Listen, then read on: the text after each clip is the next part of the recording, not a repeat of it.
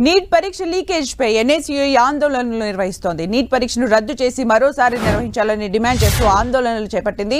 ఇప్పటికే రాష్ట్రంలో అన్ని విద్యార్థి సంఘాలతో కలిసి ఆందోళనలు చేస్తోంది ఎన్ఎస్యుఐ. నీట్ కౌన్సిలింగ్ ను రద్దు చేసి నిజమైన విద్యార్థులకు న్యాయం చేయాలని డిమాండ్ చేస్తోంది.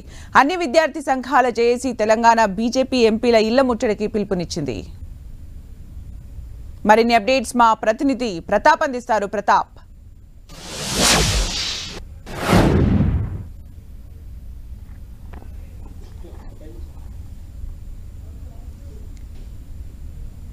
రైట్. నీట్ పరీక్షను రద్దు చేసి మరోసారి నిర్వహించాలని డిమాండ్ ముమ్మరంగా చేస్తున్నారు విద్యార్థి సంఘాలు. ఇప్పటికే రాష్ట్రంలో అన్ని విద్యార్థి సంఘాలతో కలిసి ఆందోళన చేస్తున్నారు ఎన్ఎస్యుఐ.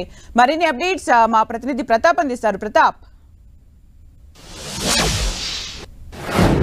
సుమిత్ర, ఎన్ఎస్యుఐ రాష్ట్ర వ్యాప్తంగా సంబంధించి నీట్ పరీక్షను రద్దు చేయాలని చెప్పేసి డిమాండ్ చేస్తుంది. ముఖ్యంగా రాష్ట్రంలోని అన్ని సంఘాలను, యూనియన్స్, విద్యార్థి సంఘాలను కలుపుకొని కూడా ముందుకెళ్తున్న పరిస్థితి. దాదాపు 10 విద్యార్థి సంఘాలను కలుపుకొని ఇప్పటికే నీటి పరీక్షకు సంబంధించి ఆందోళన ఉధృతంగా చేస్తుంది. దానికి సంబంధించి ఇప్పటికీ ఒక ర్యాలీ నిర్వహించిన నేపథ్యంలో జూలై 6న నిర్వహించాల్సిన కౌన్సిలింగ్ ను రద్దు చేసేసి మళ్ళీ కొత్తగా నీట్ పరీక్షను ఏర్పాటు చేయాలని చెప్పేసి భావిస్తుంది. దీనికి సంబంధించి కూడా కేంద్ర ప్రభుత్వం పైన ఒత్తిడి తీసుకొచ్చేందుకు రకరకాల ఉద్యమాలు చేస్తుంది. అందులో భాగంగానే ఈరోజు బీజేపీకి సంబంధించిన ఎంపీల ఇళ్ల ముట్టడి కూడా కార్యక్రమానికి పిలుపునివ్వడం జరిగింది. ఆ ఎంపీల ఇల్లు ముట్టడికి సంబంధించి కూడా ఎన్ఎస్యుఐతో పాటు మిగతా విద్యార్థి సంఘ నేతలంతా కూడా దాని కార్యాచరణ కూడా చేస్తున్నారు. దీనికి సంబంధించి NSUI president MLC Balmoor Venkat వెంకట్తో మనం మాట్లాడదాం. వెంకట్ గారు చెప్పండి, ప్రధానంగా మీరు బీజేపీ ఎంపీల ఇళ్ల ముట్టడి ప్రధానమైన కారణం ఏంటి?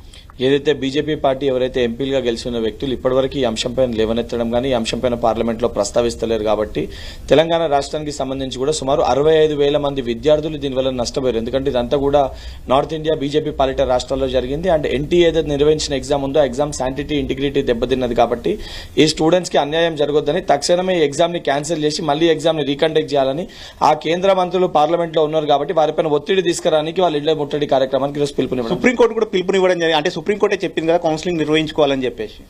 ఏదైతే సుప్రీంకోర్టు నిర్ధారించిన రోజు, ఏదైతే సుప్రీంకోర్టు మాట్లాడిన రోజు అప్పటికీ నేరస్తులని అరెస్ట్ చేయలేదు. ఈ పేపర్ లీక్ అయిందని నిర్ధారణకి రాలే. కానీ నిన్న పార్లమెంట్ కూడా ప్రెసిడెంట్ ఆఫ్ ఇండియా ఎవరైతే ద్రౌపది ముర్ము గారు చాలా స్పష్టంగా ఏదైతే ఈ పేపర్ లీకేజ్ కి కారణాలను కఠినంగా శిక్షిస్తామని చెప్పి చెప్పడం జరిగింది. రైట్. ఇది మొత్తం మీద ఈ రోజు ఎంపీల ముట్టడి కార్యక్రమానికి ప్రధానంగా బీజేపీ ఎంపీలు ఎవరు కూడా పార్లమెంట్ లో గొంతెత్తడం లేదు. కాబట్టి విద్యార్థులకు న్యాయం జరగడం కోసమే వాళ్ళ ఇళ్ల ముట్టడికి కార్యక్రమానికి పిలుపునివ్వడం జరుగుతుంది. సుప్రీంకోర్టు కూడా దీనికి సంబంధించి కూడా కార్యాచరణ తీసుకొని ఫర్దర్ స్టెప్ గా కూడా దీనికి న్యాయం చేసే అవకాశం ఉంటుందని కూడా వెంకట్ చెప్తున్న పరిస్థితి. Thank you Pratap for the updates.